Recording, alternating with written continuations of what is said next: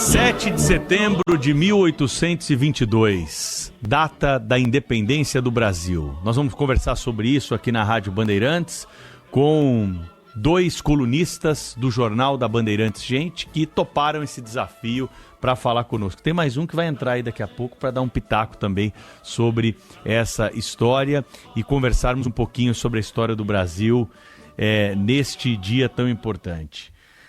Ministro Aldo Rebelo, que sempre está conosco diariamente, e o professor Emanuel Pessoa, advogado especialista nas questões aí do direito empresarial, também presente nesta data aqui no Jornal Gente. Tudo bem, ministro? Seja bem-vindo, bom dia. Tudo em paz, pelo menos entre nós, Pedro, Emanuel e os queridos ouvintes da nossa Bandeirantes. Professor Emanuel, uma honra tê-lo aqui para mais essa discussão. Obrigado, Pedro. Bom dia. A honra é minha estar do seu lado, do ministro, nesse sábado, né?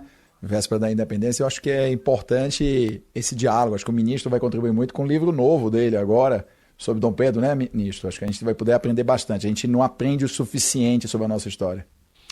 Exatamente. Recebi essa encomenda depois que escrevi um livro sobre a Amazônia. A editora me pediu mais uma sugestão de livro e eu disse que podia escrever uma biografia do Dom Pedro I porque julgo a personagem da nossa história mais injustiçada.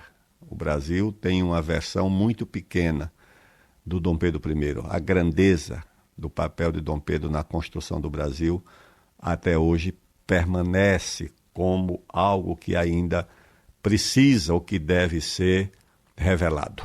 Quem foi Dom Pedro I, ministro Aldo Rebelo? Dom Pedro I, meu caro Pedro, casou aos 18 anos.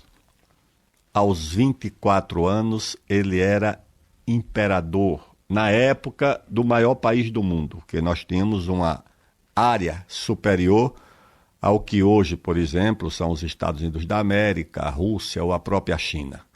Depois ele foi rei de Portugal, ele foi imperador do Brasil e rei de Portugal.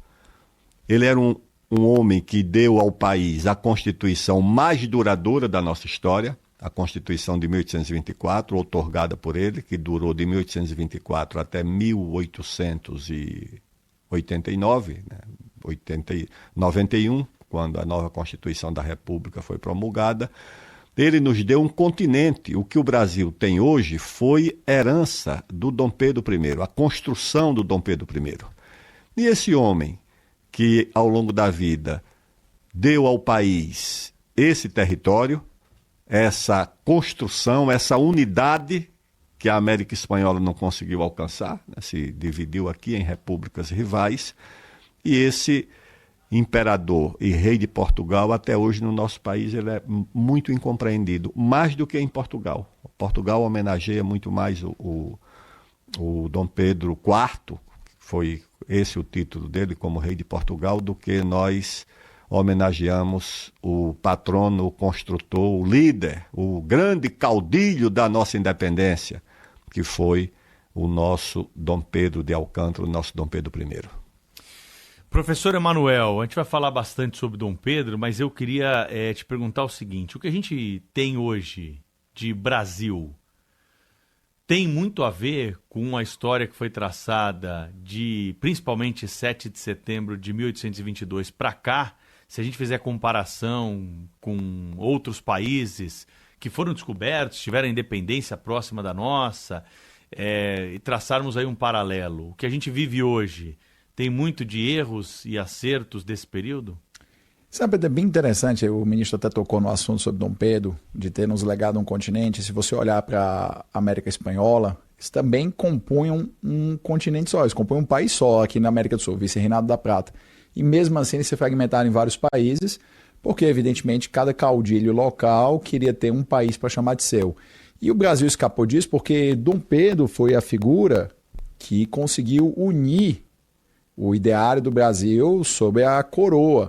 Do contrário, nós teríamos tido o Grão-Pará, Pernambuco, teríamos tido, provavelmente, o sul do Brasil teria sido invadido pela Argentina e teria sido conquistado, que na época a Argentina, economicamente, militarmente, mais preparada, né? A gente sabe que o Exército Brasileiro só foi realmente se constituir de verdade na Guerra do Paraguai. Então, a figura do Dom Pedro é muito importante como alguém que conseguiu simbolicamente unir o Brasil, e tanto é que a gente teve várias tentativas de separação de estados, né? As pessoas não lembram disso, mas Pernambuco, por exemplo, com a Confederação do Equador, tentou se separar do país. A gente teve essas situações e, para o bem ou para o mal, foi o fato do Brasil ter uma monarquia que fazia as pessoas ficarem ao redor daquilo, uma ideia de continuidade do que vinha de Portugal.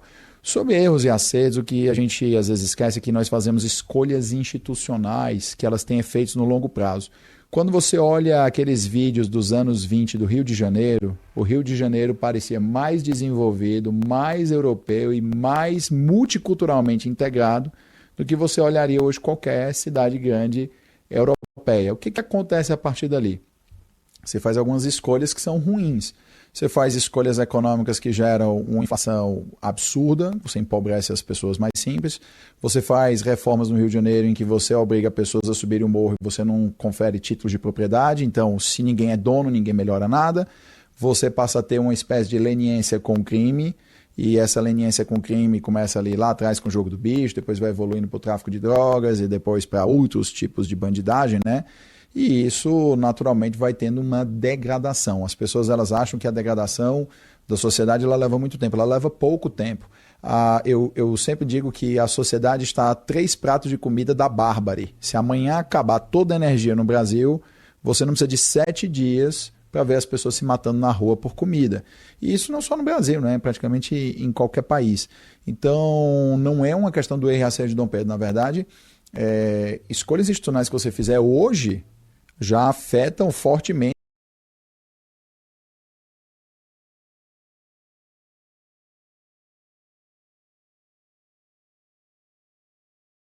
de benefício do Império.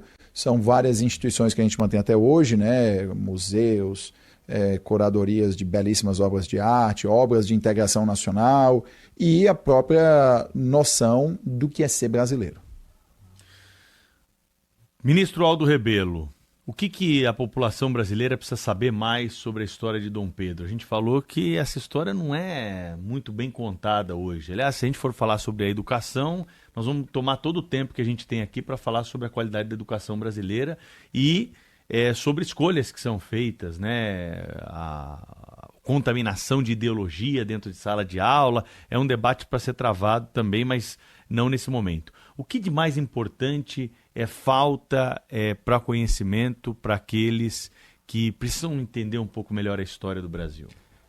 Precisa recuperar, Pedro, o ensino da história nas escolas do Brasil.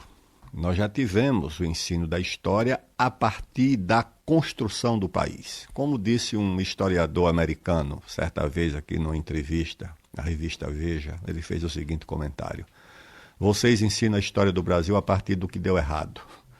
Nós ensinamos a história dos Estados Unidos a partir do que deu certo. Você tem essas duas formas de ensinar a história. Você pode ensinar a história a partir dos seus fracassos, das suas mazelas, dos seus crimes, dos seus erros.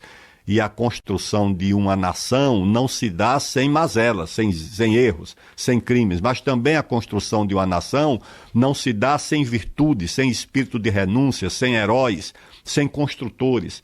Os americanos valorizam essa história, a história dos seus êxitos, a história dos seus construtores, a história das suas virtudes.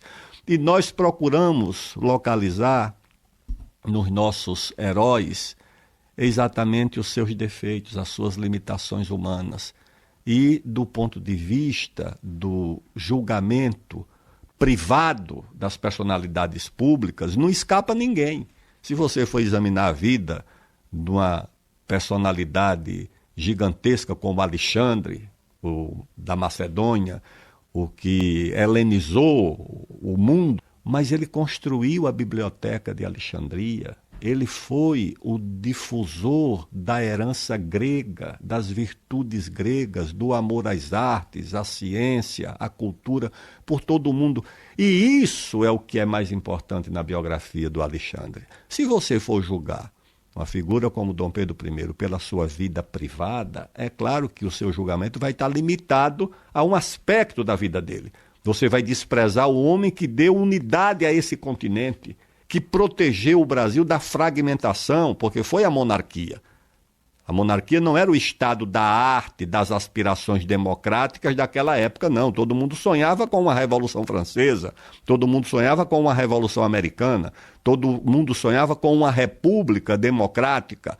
A monarquia centralizada não era o estado da arte e da aspiração democrática, mas era a necessidade para a proteção de um bem maior, que era a unidade do país, como disse aqui o Emanuel. Foram várias tentativas de secessão do Brasil. Os gaúchos chegaram a nomear um presidente da República, e que não era um homem qualquer, era um homem de grande talento militar e político, Bento Gonçalves.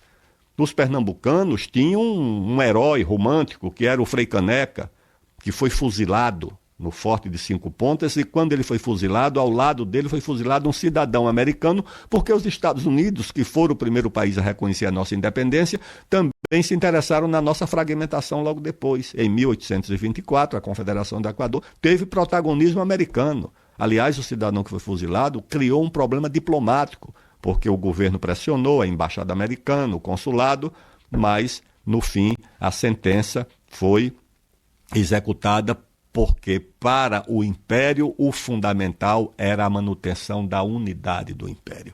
Então você tem uma figura como Dom Pedro, mas você não consegue compreender o Dom Pedro se você não compreender Portugal e se você não compreender o português. Portugal criou o primeiro império global da modernidade, do mundo moderno. Ele se espalhou por todos os continentes. Portugal estava presente na África, Portugal estava presente na Ásia. Portugal, aliás, tinha presença na atual China, não, em Taiwan. Taiwan era batizada de Formosa, que é um batismo português.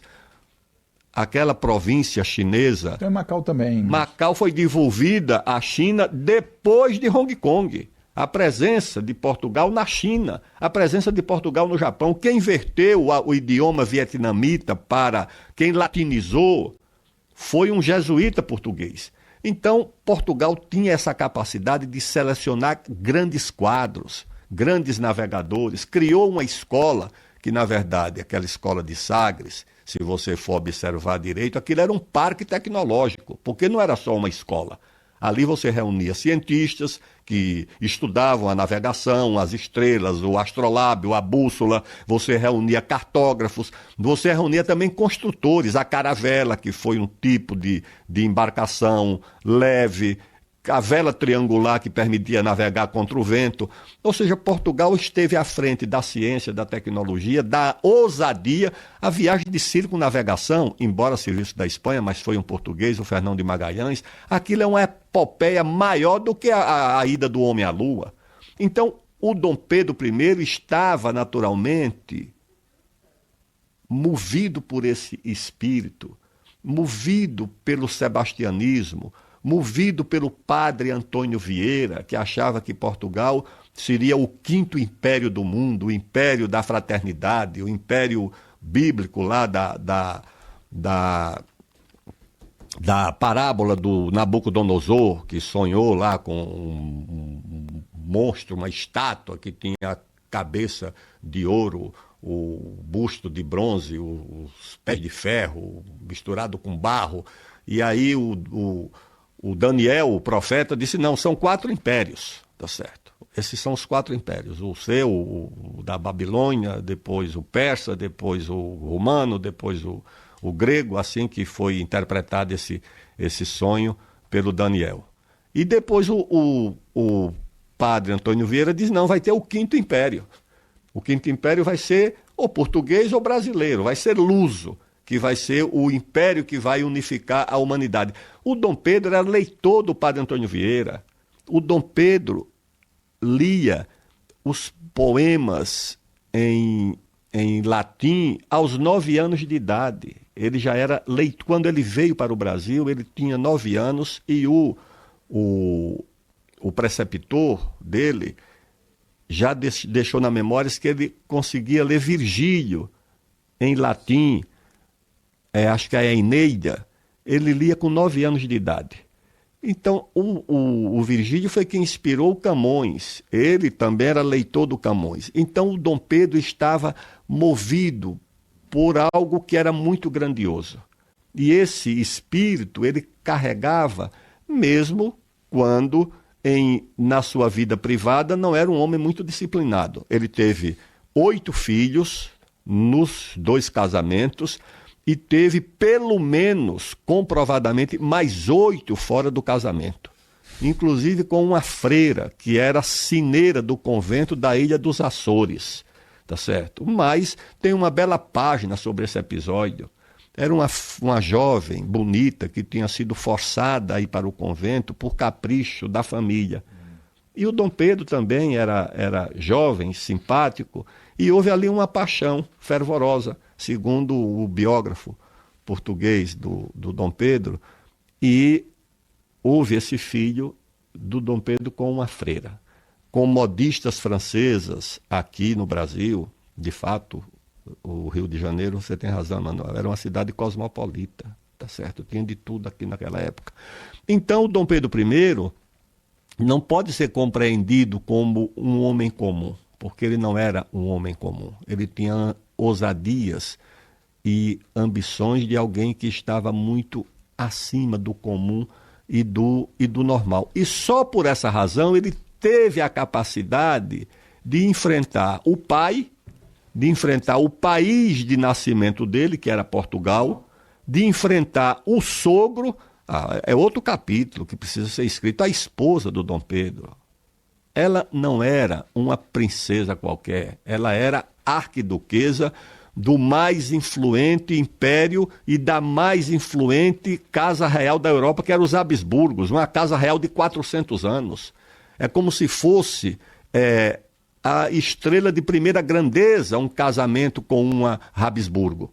E o Dom Pedro teve esse casamento com a imperatriz, a princesa Leopoldina. O pai dela era simplesmente o chefe da Conferência de Viena, que organizou a Europa depois da derrota do Napoleão.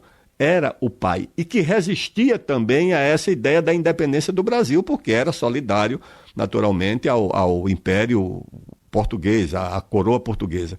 E ele enfrentou tudo isso, naturalmente ajudado pela esposa, que teve um papel muito importante. Ela foi tomada de paixão pelo Brasil, era uma mulher muito capaz, era intelectualmente muito elevada, muito mais culta do que ele, inclusive. Trouxe para aqui, na delegação dela, cientistas, pesquisadores, pintores, músicos, tudo ela trouxe na delegação quando veio para o casamento a arquiduquesa Leopoldina. E teve também outra figura de grande destaque, que foi o José Bonifácio, que segundo o historiador britânico Kenneth Maxwell, era o homem mais culto da sua época. O Maxwell chega a dizer que, comparado com os pais da pátria dos Estados Unidos, comparando os pais da pátria, inclusive o Thomas Jefferson, que era o mais culto deles, com José Bonifácio, os pais da pátria dos Estados Unidos eram quase que agricultores, camponeses, caipiras semi-letrados perto do José Bonifácio. E o patrono da independência. O patrono, o patriarca. E o Dom Pedro teve a sorte, a fortuna de contar ao lado dele com a cultura, a autoridade, a experiência dessa mulher, que era a princesa Leopoldina, filha da casa real mais importante da Europa, e do outro lado o homem mais culto da sua época, que era José Bonifácio. Então, além da capacidade dele, ele também teve muita sorte. O senhor que já andou muito por aí, né, professor Emanuel, é uma história rica aqui em detalhes que o ministro está contando para a gente, ele que escreveu um livro, daqui a pouco ele vai falar mais sobre esse livro e quando vai estar disponível também, porque eu tenho certeza que tem muita gente interessada. Eu quero meu autógrafo. Você já quer o autógrafo aí, né? Antes do livro sair da editora. Eu descobri que ele é quase meu vizinho, agora... Pronto, é só bater na porta dele lá agora. Mas me diz uma coisa, pelas andanças aí no mundo, claro que... tem muita visita a museu, informação, praças, monumentos. Quando a gente está fora do nosso local, a gente observa esse tipo de coisa. Aqui no Brasil não se tem muita coisa, né, a respeito dessa história. Olha só, Pedro, para a gente fazer uma pequena comparação aqui, aproveitando o gancho do ministro, tá? A independência foi no Brasil. Eu não me lembro de ver em São Paulo nem a estátua do Zé Bonifácio. Se tem, deve estar no centro, em algum lugar oculto, secreto, escondido. Santos tem uma na Praça da Independência. Aqui tem uma na Praça do Patriarca, ali perto da prefeitura. É verdade, mas dominada ao redor pelos caqueiros sentados ali na região. Ou seja, você não vai visitar. Você sabe onde é que você tem uma estátua belíssima, Zé Bonifácio? Em Nova York, no Bryant Park. Exatamente em Nova York, no Bryant Park, você tem uma estátua ali do lado perto da biblioteca pública, você tem uma estátua belíssima dele lá, José Bonifácio de Andrade. Está lá. Tá? Então, lugar de destaque, porque é um lugar onde tem estátuas dos vários libertadores da América. E veja só, ninguém aqui no Brasil associa o Zé Bonifácio como um libertador da América. Você pensa em libertador da América, você pensa lá Simão Bolívar, você pensa nos argentinos, nos venezuelanos, você não faz a associação.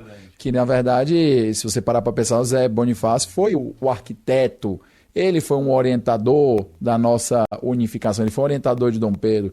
E é engraçado que realmente Dom Pedro enfrentou o pai, mas o pai muito antes tinha dito para ele, se for para se fazer a independência do Brasil, que faça você, para você continuar como o monarca. Porque, do contrário, dizia o pai, seria um aventureiro, o Brasil se fragmentaria e tudo se estaria perdido. Então, havia esse ponto. Eu queria aproveitar também o gancho do ministro e voltar lá para trás. Muitos anos atrás, eu escrevi um textinho que dizia assim, as vantagens de ser pequeno. Tá? Portugal ficava ali no cantinho da Europa. E hoje, se você quiser irritar um português, se você encontra um português, às vezes tem uns xenófobos, né? Você encontra um português, se você quiser irritar o português, você conta uma piada para ele. Você diz assim, sabe qual é a vantagem de Portugal? Aí ele vai dizer não. Você fala, é do lado da Europa. Aí ele fica irritado. Então, qual era a grande vantagem de Portugal? Portugal estava ali no cantinho da Europa. A Espanha e a Inglaterra, naquela época, se matavam, porque a disputa era Espanha e Inglaterra. Você tem até o poema belíssimo, Bertolt Brecht, falando, né, que Filipe chorou quando a sua armada naufragou, que foi quando ele tentou invadir a Inglaterra, né, e deu uma tempestade e destruiu toda a armada. Ele até perguntou depois, ninguém chorou com ele, né, porque é a história. E Portugal, por estar no canto da Europa, ser um país pequeno, periférico, a gente tem que lembrar que o português a língua portuguesa ela é uma degradação extrema do latim, misturado com as línguas bárbaras, principalmente dos visigodos, que eram os mais bárbaros do Império, né, totalmente periféricos do Império Romano. E os portugueses, naquela posição ali, foram fazendo contatos próximos com o mundo árabe. E o mundo árabe tinha preservado a cultura clássica. A gente pensa, né? Hoje você vê, infelizmente, o mundo árabe hoje é um mundo que muitas vezes é queima de livro, não pode tocar música, tem várias restrições. Mas foram eles que preservaram, por séculos, o conhecimento grego clássico. Tanto é que muitos dos livros que nós temos dos gregos não vêm de tradução grega, vêm de uma tradução do árabe, do persa. Tá? Porque eles preservaram. Então era um momento histórico diferente, era um momento em que o mundo árabe era o mundo avançado. E aí o Império Otomano perdeu isso, porque eles passaram a ter uma disputa entre o secularismo, né, e a parte religiosa, e a parte religiosa venceu no Império Otomano, e isso atrasou muito o progresso deles. Mas os portugueses souberam combinar esses conhecimentos, eles tinham um espírito de aventura, porque estavam presos de um lado com a Espanha, e não tinham como ter um lugar ao sol na Europa. Para eles era impossível. Então eles resolveram se lançar para o mundo, para a África. Eles entenderam, baseados em conhecimentos antigos. Que o mundo é redondo, né, ministro? A gente já tem vários gregos que comprovaram até com uma precisão absurda a circunferência da Terra. Então os portugueses apostaram na hipótese de que o mundo era redondo e que dava para chegar nas Índias. E hoje tem gente discutindo. Tem gente discutindo, tem terraplanista ainda. Mas eles apostaram na hipótese e foram.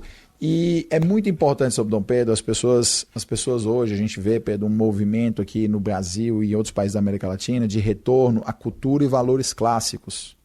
E as pessoas ainda não entendem que o mundo ocidental, todos os momentos que o mundo ocidental deu certo, foram os momentos em que o mundo ocidental abraçou esse tipo de valor. Esse é o tipo de valor que é honra, integridade, existem algumas verdades absolutas, que hoje você tem o relativismo, né? E se tudo é verdade, nada é verdade. Então as pessoas simplesmente ficam numa paralisia completa.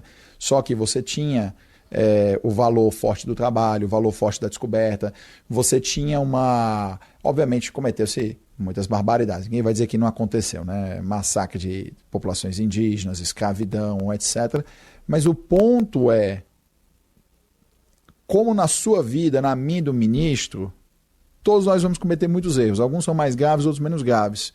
Mas, historicamente, quando você para pensar que esta é a nossa civilização veio de uma cultura clássica que hoje foi deturpada, e essa deturpação de valores e cultura clássica que leva o Brasil a essa situação completamente paradoxal de ser o maior desperdício de recursos naturais humanos do planeta. O Brasil era para ser uma potência equivalente aos Estados Unidos, inclusive se acreditava, né?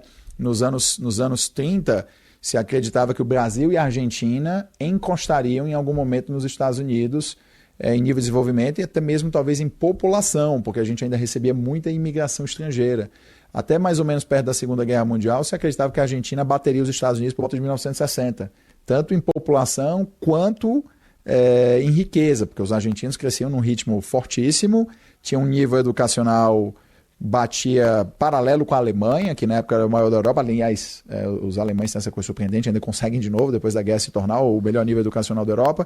Então, tudo que o ministro falou é verdade. A gente não olha os portugueses só pelo lado positivo. A gente entra naquela bobagem de achar que todo português é o padeiro com a caneta Bic na orelha e que fala besteira.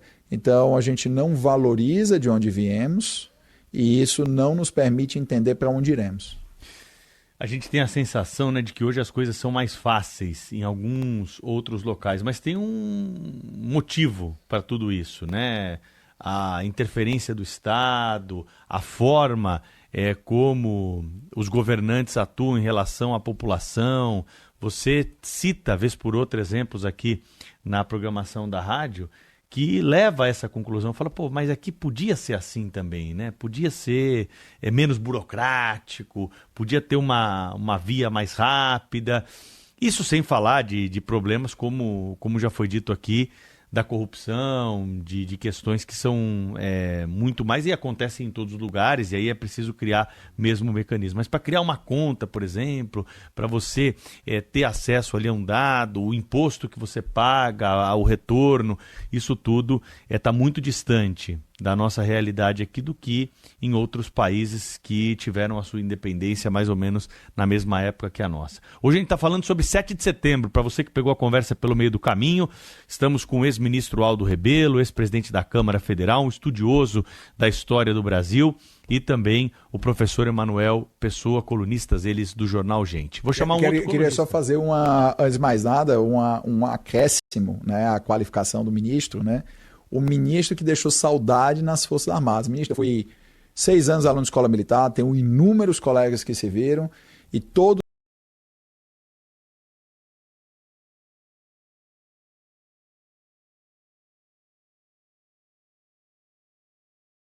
nacional, defesa dos nossos recursos, para mim, independentemente de outras posições políticas, que obviamente eu discordo do senhor, quer dizer que é uma honra ter a oportunidade de estar do lado de um dos raros homens que foi estadista neste país nos últimos 20 anos. Obrigado, André. Muito obrigado. Elogio desse aí em rede.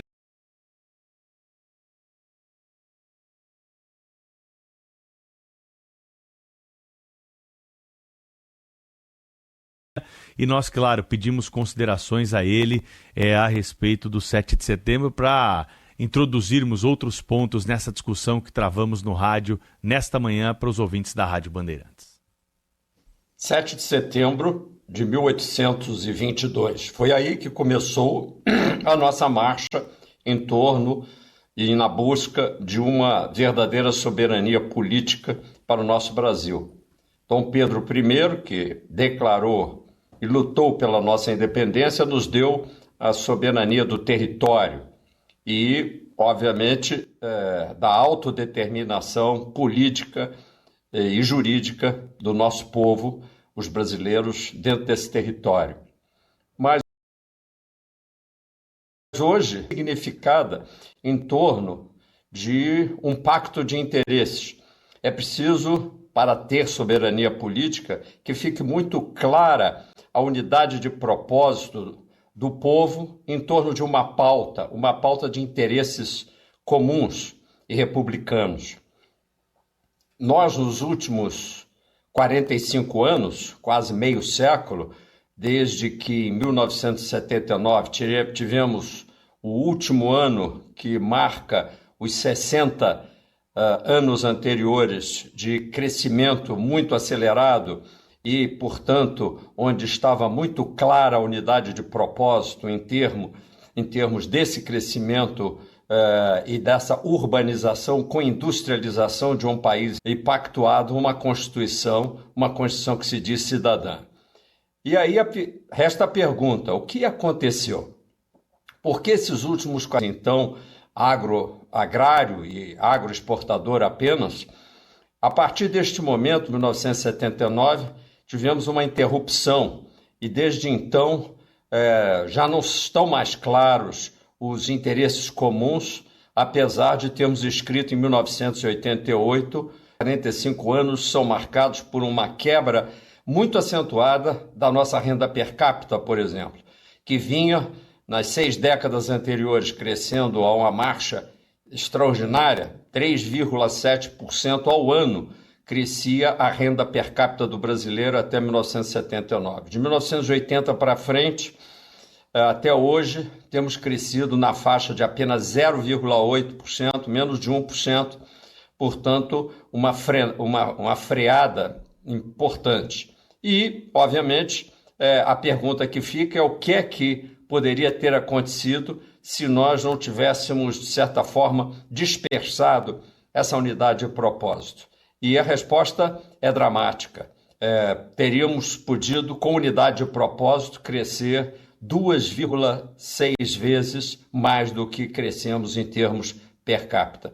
Isto é muito importante, ao mesmo tempo nos ativa uma reflexão sobre quais os condicionamentos para nós resgatarmos essa unidade de propósito, estabelecermos de fato um plano de desenvolvimento e mais do que desenvolvimento, de prosperidade e prosperidade compartilhada. Porque ninguém mais quer, nem cai na história de que o Brasil precisa ser próspero e forte, soberano, portanto, mas às custas do sacrifício de um povo. O povo quer participar desse desenvolvimento e desta façanha.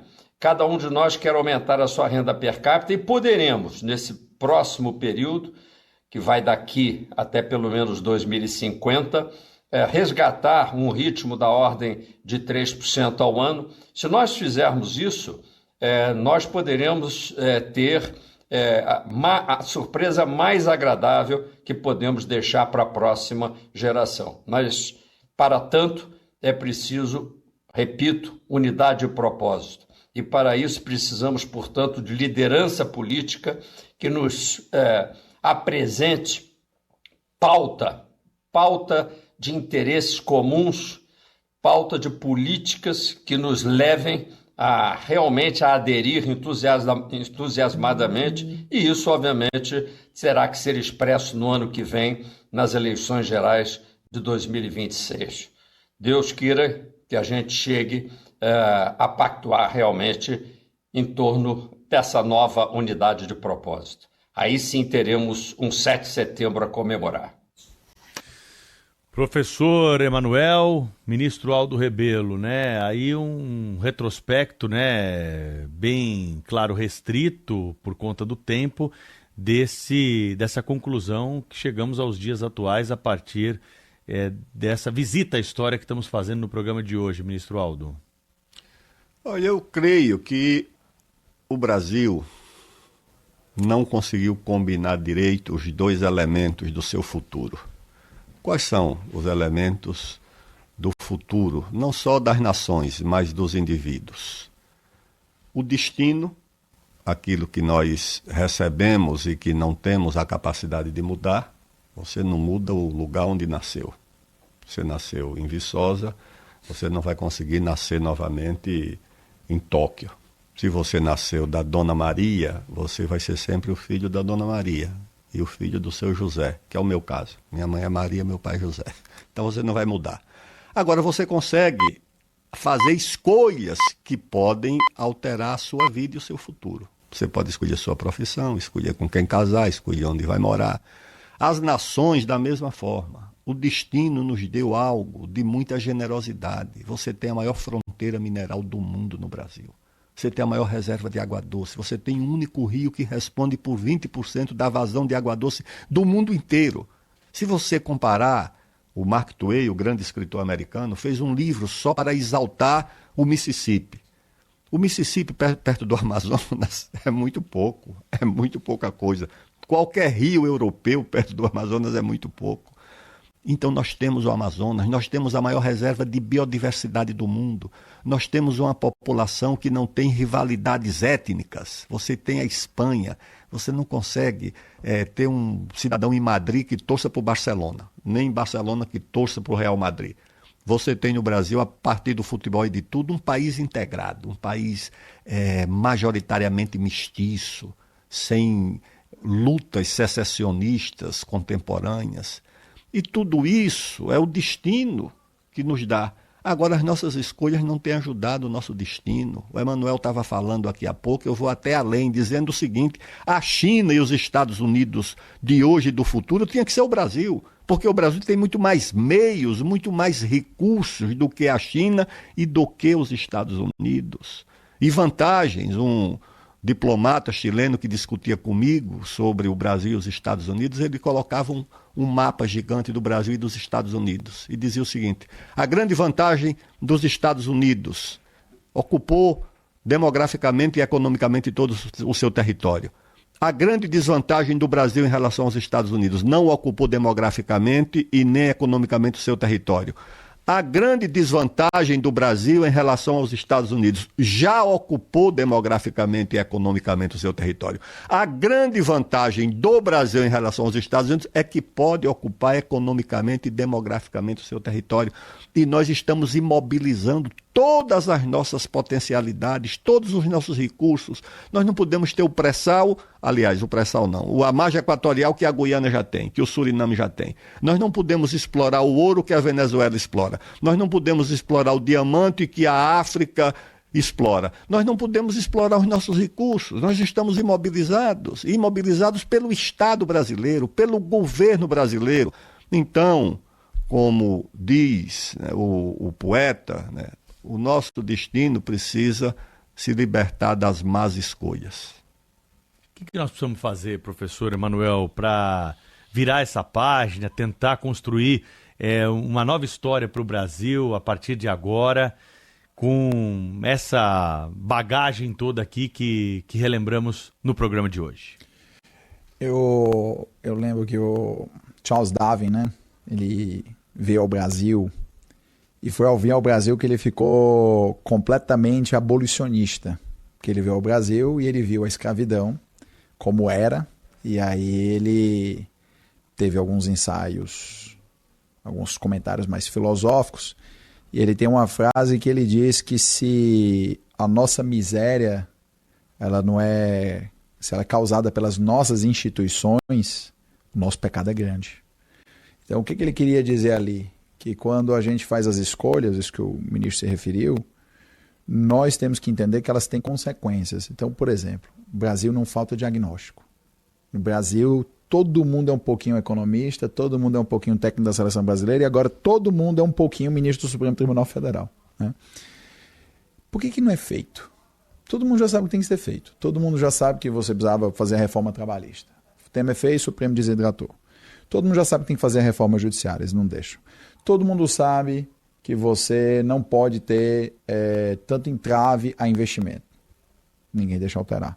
Todo mundo sabe que você precisa mudar a tributação de consumo para renda, que é por isso que hoje vai comprar um pãozinho, a gente já deu esse exemplo lá no Gente, né? Você vai comprar um pãozinho lá, o mendigo, e o Jorge Paulo Lema entra na padaria para comprar um mendigo, para comprar o pão. Os dois pagam a mesma coisa de imposto. Tá legal, é igual, beleza. Se não tivesse o imposto no pão, o mendigo comprava 2.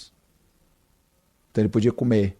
Se a televisão não tivesse esse imposto virulento sobre consumo, surgiu um monte de marca local para explorar um mercado de 214 milhões de pessoas. O sujeito hoje ele vai comprar uma televisão, ela custa R$ 2.500 à vista, 50% é imposto, podia ser R$ 1.200. O sujeito ele não tem os R$ 2.400, R$ 2.500, ele precisa financiar nas Casas Bahia, a televisão sai por R$ 3.600. Então ele, em vez de ter gastado só R$ 1.200, que talvez ele pudesse, ele gasta R$ 3.600, R$ 2.400 foram jogados fora. 2.400 era mais 2 televisões compradas. Aí, quanto mais dessa televisão você vende, mais você investe em tecnologia, ciência, renda, bababá. Por que o Brasil não faz isso? Porque alguém ganha muito dinheiro mantendo o Brasil assim. E não necessariamente é só um brasileiro.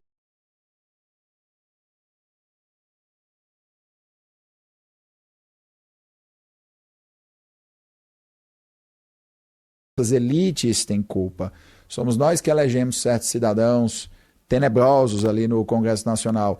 Tem senador que eu juro para você, se a gente desse para ele uma anistia total e restrita, 5 bilhões de reais, ele deveria cair fora do Brasil e nunca mais fazer nada no Brasil, ele custava mais barato do que ele custa hoje em prejuízo para o país. Então, o que está errado? São as nossas escolhas. Todos nós sabemos que tem que ser feito. Não é feito. Porque o Estado brasileiro foi sequestrado por interesses. O Estado brasileiro é sequestrado por interesses. E o problema dos interesses é que, primeiro, quando você concede os interesses, eles se habituam. O próximo passo dos interesses é que há mecanismos para protegê-los. E o terceiro passo dos interesses é se ampliar. Então, primeiro você começa com um exemplo muito simples. A diferença dos Estados Unidos para a China. Estados Unidos, China e Brasil.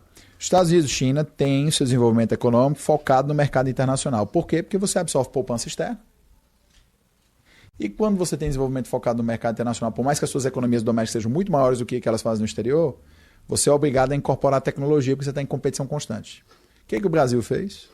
Um grupo de empresas, alegando a necessidade de proteger a indústria nacional, aplicando a tese da indústria nascente, que a China e os Estados Unidos aplicaram, mas ela tem que ser temporária, criaram privilégios para impedir a importação de tecnologia no Brasil nos anos 60, 70, 80.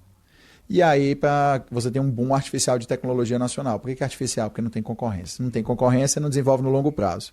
Em vez de ser uma coisa só para dar tempo deles competirem no mercado interno, esse pessoal criou mecanismos para se proteger. Então, hoje você tem imposto de importação de 60% sobre qualquer produto tecnológico e no final, com ICMS, PIS, COFINS, tudo mais, vai dar em software 117%. Como é que você aumenta a produtividade de empresa? Como é que você melhora a formação de capital no Brasil? Isso não vai acontecer. Por quê? Porque esses interesses se encastelaram, dominaram, ganharam dinheiro e usaram esse dinheiro para se proteger e eles só fazem ampliar os benefícios. Você nunca vê o governo montando um plano para você aumentar a competitividade das empresas brasileiras no mercado global. Você só vê plano para proteger as empresas brasileiras da competição com empresas estrangeiras. Então, no final do dia, a nossa produtividade não cresce, a nossa renda não aumenta, as pessoas consomem pouco e você mantém o povo na ignorância com educação de baixa qualidade. Aí alguém fala, o governo aí que está aí, por exemplo, diz que vai resolver o problema da educação. Pessoal, é o mesmo partido total de quase 15 anos no poder. Dava para ter resolvido a educação. A educação se resolve em 8 anos, que é o ciclo da educação básica. Então, falta vontade política, porque quem coloca essas pessoas no poder do ponto de vista econômico, de formação de influência e tudo mais, são as pessoas que se beneficiam com a manutenção. O Brasil só melhora com reformas estruturais.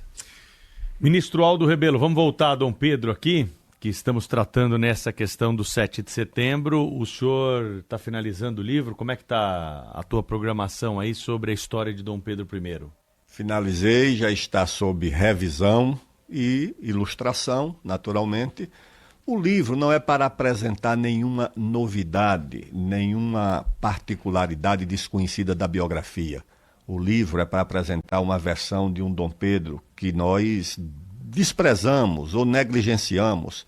É para transformar o Dom Pedro, de fato, num mito da formação brasileira. Todas as nações se formam com seus heróis. Eu fui no Vietnã, 2 grandes heroínas da história do Vietnã, cultuadas no Vietnã, são 2 senhoras feudais que organizaram a luta de resistência contra a ocupação chinesa no Vietnã. Nos Estados Unidos, há o mito dos pais fundadores do navio Mayflower, que trouxe os peregrinos. Na Inglaterra, quem foram mesmo os protagonistas da Távola Redonda, o rei Arthur? Será que existiu mesmo? Mas na memória do inglês isso permanece, como tem na memória lá da França, né, os heróis da resistência contra a ocupação romana, a Joana d'Arc, o Napoleão Bonaparte. Aliás, eu tenho um capítulo do livro que eu falo do quadro do 7 de setembro, do Grito do Ipiranga. É o Pedro Américo. Isso, do Pedro Américo. É o quadro mais vilipendiado, mais agredido, inclusive por historiadores, que dizem que aquilo é uma farsa, é uma mentira. Não! Aquilo ali é uma reprodução imaginária de um fato importante da nossa história.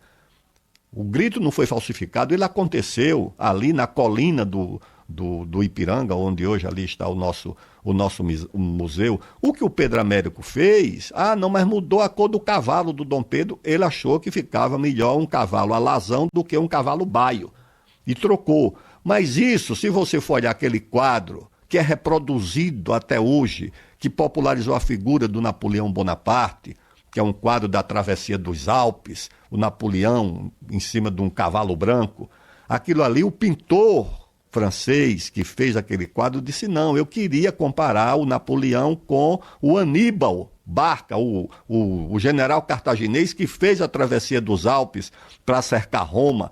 Ele diz, eu queria dar a mesma grandiosidade ao Napoleão. Napoleão não era daquele jeito, não estava daquele jeito. Aquilo ali é uma coisa que aperfeiçoa o Napoleão, mas ele diz, eu tinha que imaginar aquela travessia daquela maneira. E o Pedro Américo imaginou o momento sublime da nossa história, o maior momento da história do Brasil. Ele diz, não, eu tenho que imaginar como um momento de grandeza. E, de fato, ele escreveu um ensaio para explicar por que mudou a vestimenta, por que mudou a cavalaria, para dar aquela imagem, a grandeza estética, compatível com a grandeza histórica. E esse é um tipo de pintura do mundo inteiro. Você acha que aquelas matronas do Renascimento eram tão belas como são apresentadas nos quadros que você vê nos museus da Europa? É claro que não. É claro que aquilo foi idealizado pelo pintor, foi melhorado pelo pintor. Mas a minha ideia com o livro era exatamente apresentar a figura do Dom Pedro compatível com a grandeza do processo que ele liderou. Eu digo lá, para encerrar numa frase, né? Que lá numa colina, lá na Galileia, o Sermão da Montanha, né? No Sermão da Montanha, o Cristo traçou todas as diretrizes éticas do cristianismo, né? Eu digo, em outra colina aqui no Ipiranga, o Dom Pedro inaugurou uma nova civilização no mundo, uma civilização cósmica, tolerante, uma civilização que veio integrar uma civilização africana, uma outra ameríndia, uma outra europeia, e que depois recebeu também civilizações asiáticas e fundiu tudo isso, como disse um sociólogo mexicano, impressionado com o que viu no Brasil. Ele disse, o Brasil tem uma nova civilização, o Brasil tem uma raça cósmica. E foi isso o que Dom Pedro I transformou num Estado Nacional com o 7 de setembro. Professor Emanuel, vou te passar já para suas considerações aí finais desse nosso bate-papo. Só tenho mais uma pergunta para o ministro, que é o seguinte. Nós temos registros históricos dessas passagens do Dom Pedro pelo Brasil? Isso é comprovado? Os locais onde ele passou?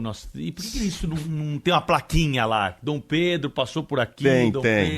O Pedro, deixa eu lhe dizer. Quando eu era ministro do esporte, eu organizava cavalgadas. Fiz a cavalgada da Liberdade para reproduzir o trajeto do Zumbi dos Palmares, lá nas Alagoas. E fiz a cavalgada da Independência, a segunda cavalgada da Independência, com as Forças Armadas, a Polícia Militar de São Paulo, até o comandante do Exército perguntou, por que a segunda cavalgada? Quem fez a primeira? Eu disse, Dom Pedro. Dom Pedro fez a primeira. E aí nós fizemos, saindo lá de Cubatão e percorrendo todo o trajeto. Um governador de São Paulo, acho que o Lorena, para comemorar o centenário da independência do Brasil, colocou todos os marcos onde o Dom Pedro parou. Tem um mapa, inclusive, do percurso dele que eu fiz a pé, do Ipiranga até o centro de São Paulo, onde ele veio ali para encontrar com a Marquesa, hoje no Solar da Marquesa. Não foi lá que era o destino dele, mas era muito perto. E eu fiz a pé com um grupo de amigos. O Solar da Marquesa ali na frente do Museu do Ipiranga. Exatamente. Né? Não. Higienópolis. Higienópolis. Não, o Solar da Marquesa ali para a Praça da Sé. Perto da Praça da Sé, da Marquesa de Santos. Da Marquesa de Santos. Onde tem um restaurante com músicazinha ao vivo. Isso. Aí esse trajeto está delimitado e reproduzido a partir do depoimento de um irmão da Marquesa de Santos, que era um oficial que acompanhou o Dom Pedro, e alguém em 1930, nos anos 30, fez para uma revista de história o trajeto do Dom Pedro. Agora, nós precisávamos valorizar, marcar, colocar placas nesses trajetos, mas são conhecidos e são sabidos. É que a administração pública não colocou na prática o que a memória histórica guardou e promoveu. E outras coisas da história dele na Europa. Ele era hóspede do rei da Inglaterra e do rei da França. Ele se hospedava no Palácio de Windsor, quando ia para a Inglaterra. Na França, no aniversário dele, a primeira visita que chegou de manhã para tomar café com ele foi o imperador da França, o rei Luís Filipe. Quando ia inaugurar qualquer coisa ou fazer um desfile, o Luís Filipe colocava o Dom Pedro I ao lado dele em um cavalo. E ele era aclamado nas ruas de Paris. O Rossini, o célebre autor do Barbeiro de Sevilha, fez para o Dom Pedro I um recital especial lá no teatro de Londres. Então, o Dom Pedro foi e ele organizou um exército de 7.000 homens para enfrentar o irmão, que tinha um exército de 80.000. Todo mundo achava uma loucura e uma coisa completamente improvável, impossível ele vencer aquela guerra civil contra o irmão. E ele venceu. Então, além de tudo, ainda foi um grande militar. Eu acho que essa figura que o Brasil precisa conhecer melhor, porque ele foi a maior figura da nossa história. Pedro, o comentário do ministro aqui me lembra de uma coisa. Eu morei 1 ano em Massachusetts, uma cidade chamada Cambridge. E Boston, que é a grande cidade ao redor, foi uma cidade mais relevante para a independência americana, porque na época era a principal cidade dos Estados Unidos do ponto de vista cultural, econômico e tudo mais. E lá tem no chão marcado, e é o passeio turístico mais frequentado de Boston, um negócio chamado Freedom Trail, que eram os passos dos pais fundadores. Tem a casa do Benjamin Franklin, que ele chegou a morar em Boston, né? Embora o principal lugar dele fosse... Era esse Franklin, acho que era John Quincy Adams, desculpe. É sensacional, porque o americano vai lá para conhecer a história deles, vê as famílias com o mapa na mão, eles param em cada ponto, tem a numeração, tem a significância, tem as placas. Você vê multidões de turistas, você vê os ônibus com o nome lá Freedom Trail, vai para isso. O Brasil não tem. A gente despreza a nossa memória histórica. Por exemplo, de todos os órgãos governamentais, um dos que deve ser mais desprezado no Brasil é o IPHAN, né? O Instituto de Preservação do Patrimônio Artístico Cultural do Brasil é simplesmente desprezado. Não tem orçamento, tem nada. Você vê, queimou o museu lá no Rio de Janeiro. Museu Nacional. Museu Nacional. Como se permite que a fiação do Museu Nacional chegasse àquele estado para perder toda aquela coleção de arte?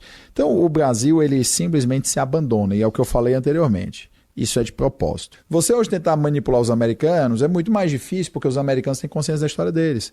Você tentar manipular os chineses não funciona. Veja o que aconteceu com os chineses. Os chineses passaram o século das humilhações, né? Que foi quando teve todas as interferências estrangeiras, controle direto de território chinês. Você chega em Xangai, o filho do senhor estudou lá, o senhor está falando, ministro? Tem uma área lá em Xangai que é inteiramente francesa. Você pensa que está numa ré. É igual. Por quê? Porque a French Concession foi dos franceses administrados diretamente durante o século das humilhações. Por que o Partido Comunista Chinês se tornou tão popular na China a ponto deles dominarem o poder e nunca terem tido, depois que venceram a guerra com os nacionalistas, nenhum desafio efetivo? Porque eles deixaram claros para a população chinesa que eles entendem a história chinesa, a cultura chinesa, o lugar da China no mundo, que a China foi a maior civilização do mundo por muito tempo, o país mais importante, e queriam transformar a China, trazer a China de volta e acabar com o século das humilhações. Tanto que os chineses comemoram o fim do século das humilhações com a fundação da República Moderna Chinesa em 1949. Então, eles conseguem, mesmo com 100 anos, não apagarem o brilho, terem um propósito, uma unidade e seguirem em direção a um futuro que mostrou que para eles hoje está glorioso, com o que eles conseguiram fazer, né, esse crescimento econômico gigantesco, porque o passado deles era preservado. Então eles têm uma identidade. No Brasil se faz absolutamente tudo para apagar a memória e a história. Exatamente, porque se apagando, ministro, você manipula o povo de forma fácil e você destrói os interesses presentes. Agora, o pior de tudo, meu prezado Emanuel, é lideranças chamadas progressistas liderando esse processo de apagamento da história do país. Isso é que é o pior. É que, ministro, se o senhor me permitir, acho que vai ser um dos pontos que a gente vai ter uma discussão, merece até um programa separado, Pedro. O progressismo no Brasil é de gogó. Tá? Porque é um progressismo que tenta ser um progressismo de cultura e de tudo, mas como uma forma de manipulação dessas minorias para se prestar um serviço que no final do dia é de proteção de interesses. Porque mesmo que os tais progressistas no Brasil estejam no poder, o senhor vê que não se alteram as estruturas econômicas, não se alteram as estruturas produtivas, é simplesmente manipulação das minorias como forma de se atender a um projeto específico de poder. Eu queria só dar um exemplo para o senhor. Eu sei que o senhor falou em Viçosa, eu sei que o senhor mencionou suas Alagoas, eu sou de origem cearense. Eu me lembro, muito tempo atrás em Fortaleza, havia um castelo na Avenida Santos Dumont, tá? Castelo belíssimo, foi comprado por um empresário local, e aí sopraram no ouvido dele que ia ser tombado, porque realmente era um belíssimo palacete, e ele na madrugada, isso nos anos 80, acho que foi nos 80, ele passou o trator e derrubou todos os castelos, apagou a memória histórica. Você vai em Fortaleza hoje, que é uma cidade com mais de 200 anos, que foi importante, é importante até hoje, mas historicamente importante. Ceará foi o primeiro estado a abolir a escravidão, né? A primeira cidade foi a Redenção. Mas você vai a Fortaleza, não tem castelo, não tem palacete, não tem absolutamente nada, pouquíssimos. E você vê que Recife, por exemplo, conseguiu preservar. Conseguiu. E por isso que Recife consegue conservar esse título de capital cultural no Nordeste.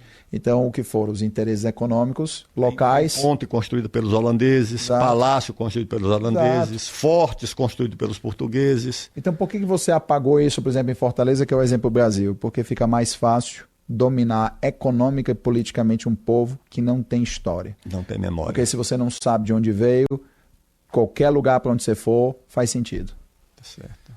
Queridos ouvintes, falamos bastante sobre esse período importante da história do Brasil, trazendo a comparação para os dias atuais, fazendo um retrocesso e, claro, né, enfatizando aqui a figura de um nome dos mais importantes da nossa história, o mais importante talvez da nossa independência, Dom Pedro I, filho do rei João VI com Carlota Joaquina, que será retratado em livro do ex-ministro Aldo Rebelo, que esteve conosco aqui ao lado do professor Emanuel Pessoa. Gostei do bate-papo, viu? Acho que o ouvinte vai tirar muitas conclusões, isso vai motivar conversas neste domingo, nas famílias reunidas, e eu lembro vocês que esse bate-papo vai ficar disponível em youtube.com/Rádio Bandeirantes Oficial, no trabalho da Ana Caroline Galeano, que acompanhou tudo direitinho aqui durante esse nosso bate-papo. Ministro Aldo, foi um prazer recebê-lo. Até a semana aí durante as participações no Jornal Gente.